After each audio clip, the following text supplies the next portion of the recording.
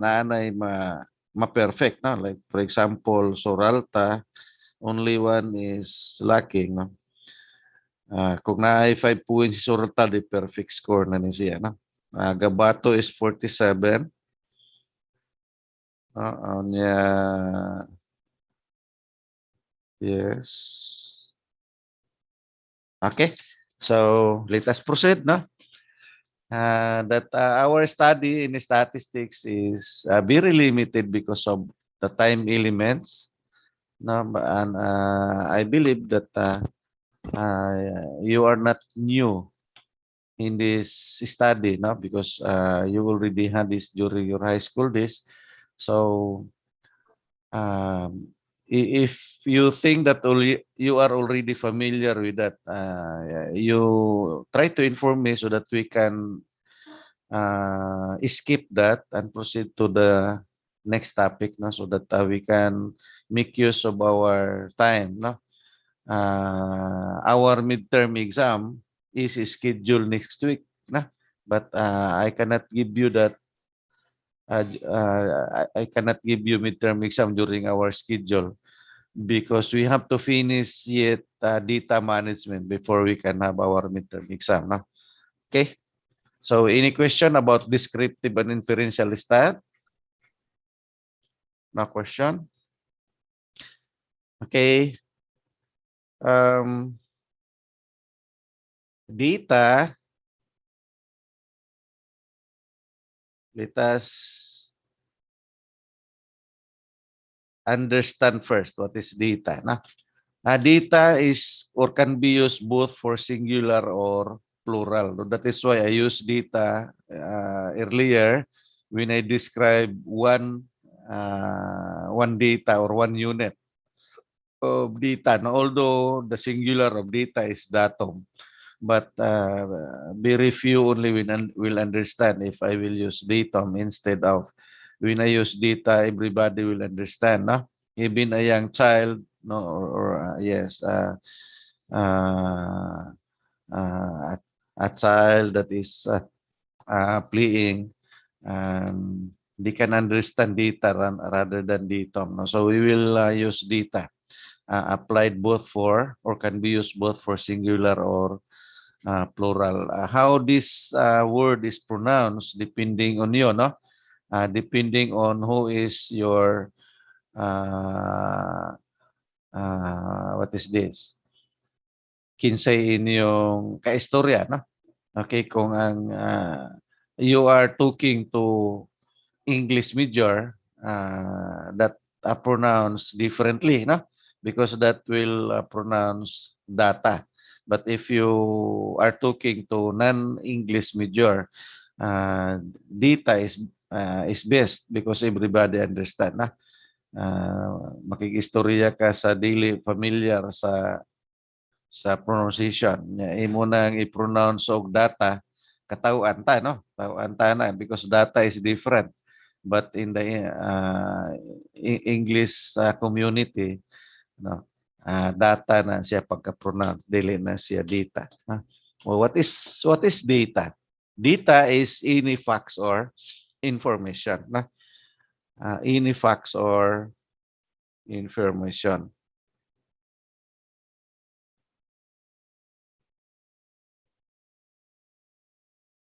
Any question? Pamuta na. Ang data na to, any facts or information. There are two sources of data. Ano sa man ni siya? Primary source and secondary source.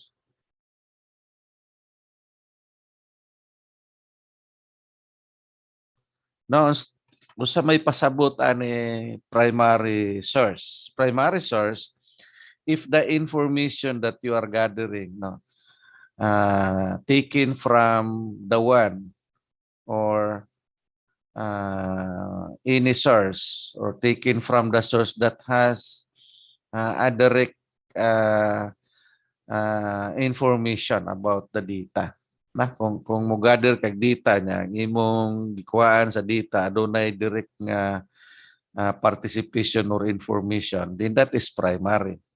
But if your data is taken from any printed materials or ari diri sa Google, that is not already primary data, but that is secondary data. Na? Okay? Question? Wala. Na? Ang atong data, so that is our source of data, primary or secondary. Na? How to collect our data? Una sa nato ni data before ta mo ato og collection. Na? Okay. What is this? Any question about data? About source of data? Wala. Wala. So far, sir. Wala pa pangutana. Okay. So, ang atong data, this can be determined by its skill.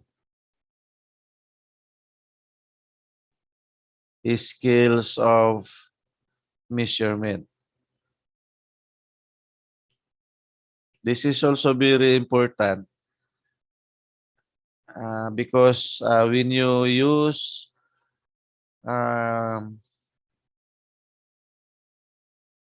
what is this? When you use your Excel, no, or any software in statistics, no, the software will ask you what is the scales of your measurement. No?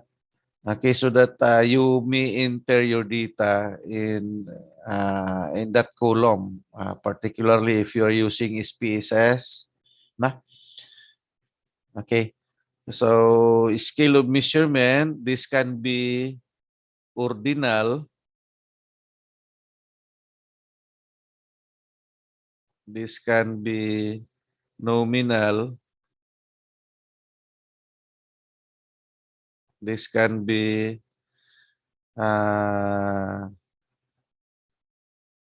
interval.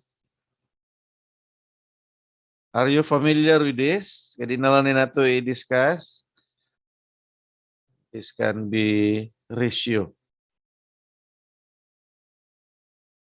Are you familiar? Dili? Not familiar. Okay. What is this? Unahon na to si nominal.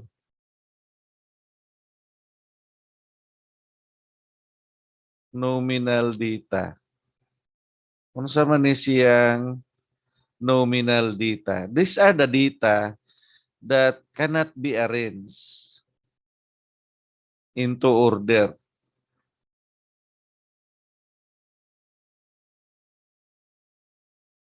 Cannot be arranged into order. So, kanira mo yatong basihan ang order, no? So, nominal na siya. Unsa man na nga mga data, for example? Unsa may mga data nga dili nato ma-arrange by order? Gender, address. Yes, gender, no? Gender. When we are collecting gender, we cannot arrange male and female, no? We cannot arrange male and female because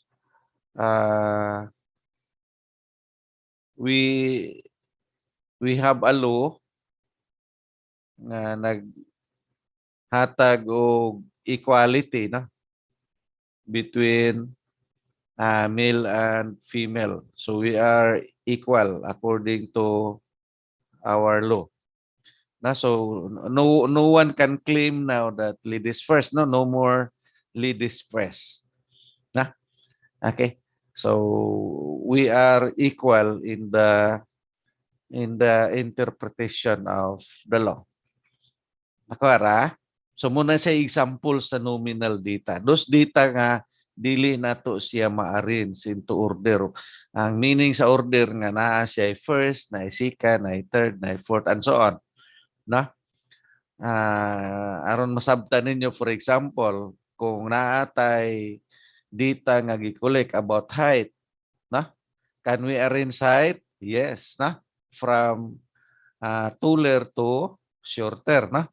Okay, so dili na nominal, na? Ordinal na siya nga data. Pero kung ang data dili ma-arrange, that is nominal. Another example is beauty, na? Can you arrange beauty? Can we say that okay, please line up, girls, line up, starting from the very beautiful to beautiful and then to less beautiful. Can we say that? No. No, because beauty is in the eye of the beholder, na? Only, na? So para nako, guwapa ka pero sa uban dili ka guwapa. Okay, because it is in the eye of the beholder. So you cannot arrange beauty into order. Na, mausad na siya sa male and female. Di na to siya ma-arrange. Are you following, class? Yes, sir. Oh, unsa pay lain nga mga example sa nominal like color, no? Color. You cannot sing although naatay primary color in our study no sa kuan sa color, natay primary color, pero we cannot arrange nga black is better or number one than the red, no? Or red is better than the white, and so on, no? Because depende na siya sa unsay needs na to, no? So if your needs is to look at the brighter side, then you look for the bright colors, no?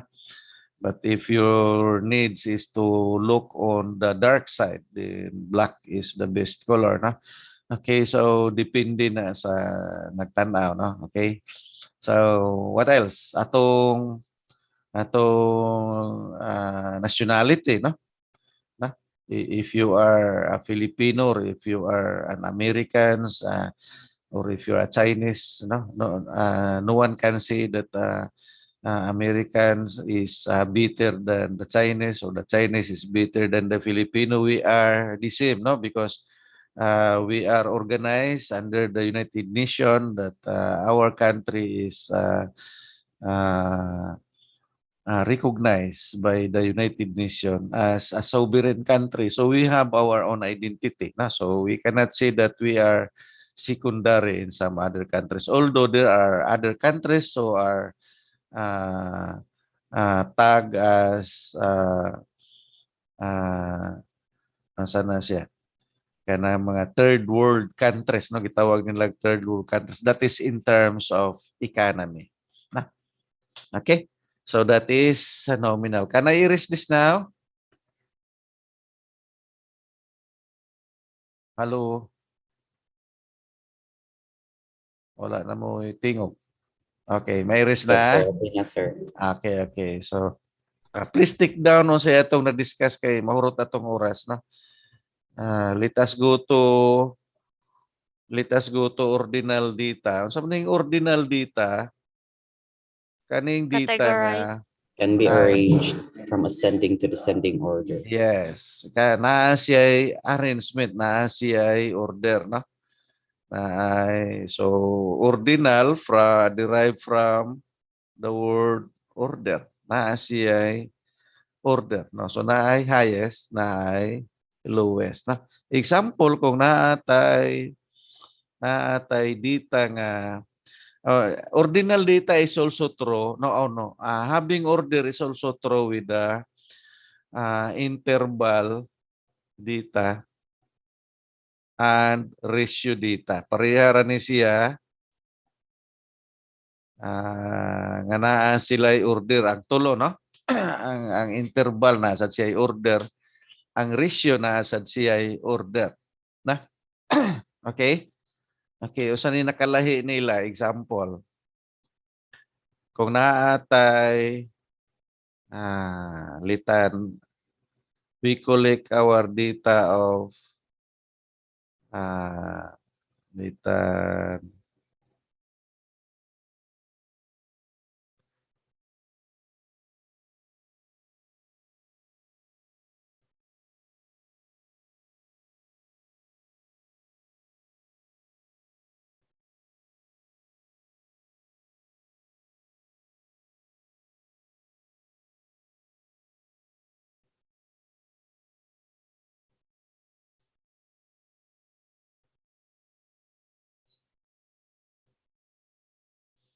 Okay, malalitan mo na yatong data. Can we arrange them into order?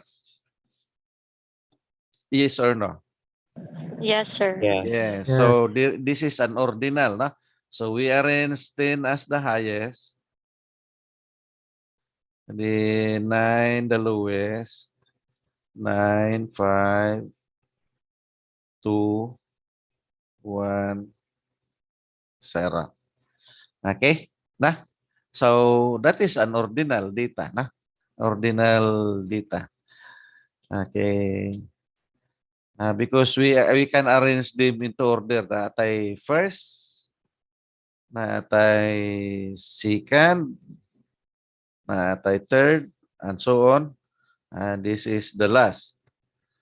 1, 2, 3, 4, 5. This is the sixth. Okay. We can have also the data of another data. Litan. This is score.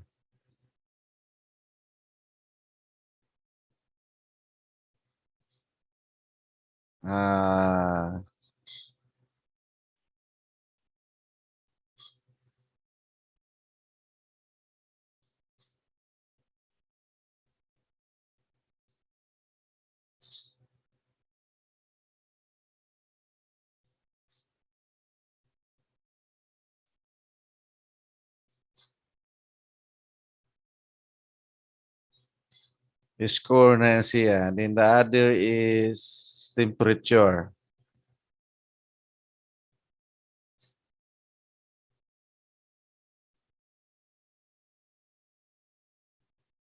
Litan. Ato lang parehaon.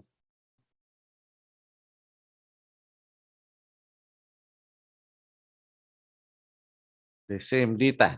Okay. The same set of data, but the first set is score. Score in examination. The second set is a temperature. Okay. Can we arrange into order? Yes, sir. Yes. Ma-arrange na to into order. So we have 10, 8, 6, 4,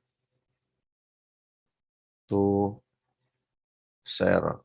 So naagapon tayo first, second, third,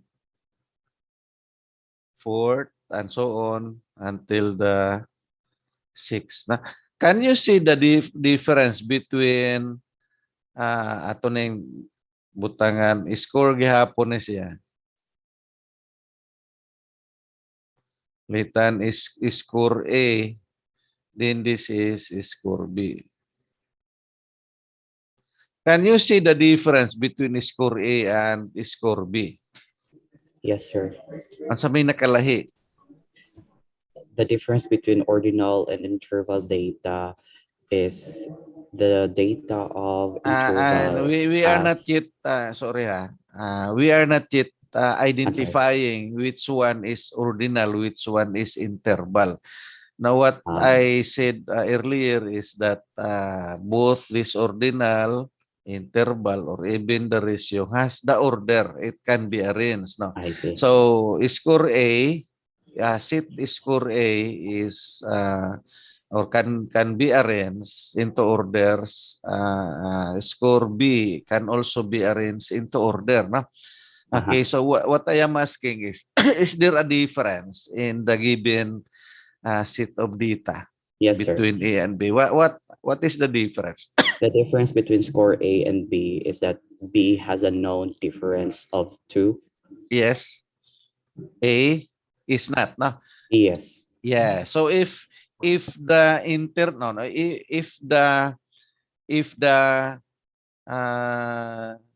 difference between the rank or the order of the data is well defined. I will say well defined. Okay. I may not use constant, or I may not use equal. I will use well defined. if the distance between the order of the data is well defined, that is interval. Nakuha ninyo? Yes, sir. But that is still an ordinal. No? Can you see it? No? That is still an ordinal because it can be arranged into order. No? Are you following? Yes, sir. Oh, yes. Only is that in the first set of data, the distances are not well defined, no? Or is not well defined. No? Example, the distance from the first to the second is not the same distance as the distance of the third from the second. No? The distance of second from first is 1. I'm referring to score A. And the distance of the third from the second is 4. No?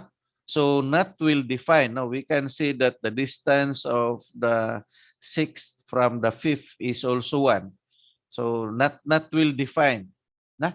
But in the B, the distance of second from the first is the same distance of the third from the second, the same distance of the sixth from the fifth. No? So that is an interval. Are you following, class? Yes, sir. Okay. So let us go to score B and temperature. Let us see. Let me not use any unit of temperature. It is either Celsius or Fahrenheit or Kelvin or Rankine. No? Okay. You may understand that what is Kelvin degree or Rankine degree, no? As an absolute unit of temperature. Okay. Now, what I am presenting here is for you to understand what is the difference between the interval and the ratio. Although in my presentation the data is the same, no? For B and score and the temperature. No? I use the same data, no, of the same arrangement of 1086420. Nah, so I have here also another 1086420. The first one is the score, and the second one is the temperature. Na-follow ra? Yes, sir. Okay. So we can establish an order of first, the higher temperature is the first, the lower temperature is the last. Okay. So what can you see is the difference between the two sets of data, although they are given in the same quantity? Please do not mention about the unit now. Of course, it is obvious that the unit of the temperature is different from the unit of the scores. No? But considering the quantity of the data, they are given in the same quantity. So what is the difference between the two? Ang temperature, sir, kay can go below 0. Then ang Yes, score it kay can dili go na. below 0. That is, yes, very good reason, Igot, no? That the temperature can go below 0 while the scores cannot. Nah, dili pwede ang score matog 0. No? So if we have to consider a unit having below 0 degrees, no, or below a data that is below 0, that we are already talking about absolute form. Nah, are you following? Nah, take note of the absolute. No, basta gani naana siya absolute form na bilong siya sa ratio. Nah, so ang ratio na to naa siya order, ang interval naa sa order. Unsay nakalahi, ang ratio na siya Ratio and interval. absolute. Nakuha ninyo? Yes, sir. Okay. So, simple ra ninyo sa pag-understand. Asa ninyo pwede nga i-consider nga ratio siya Tanawa lang kung naaba siya absolute value. Kung wala, dili na siya makonsider nga ratio. Any question?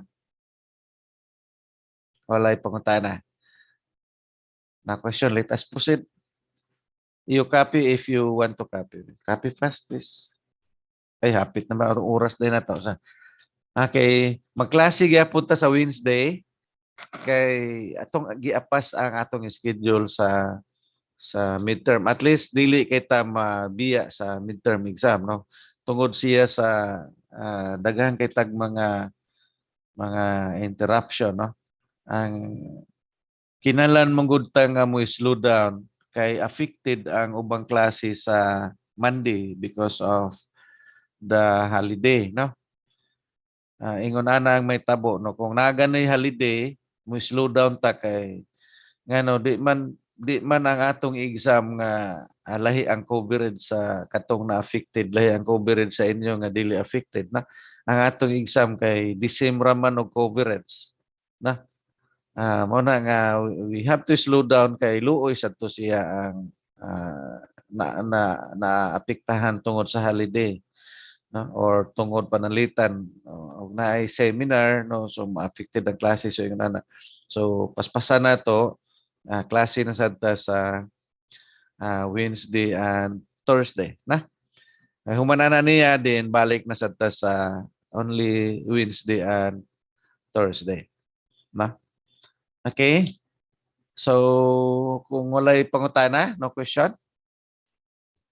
No question na sir. Okay, kung walay question, then ato na siyang ato nang i-adjourn, but before that mag picture taking una ta sa atong attendance. Now let us go back to our platform.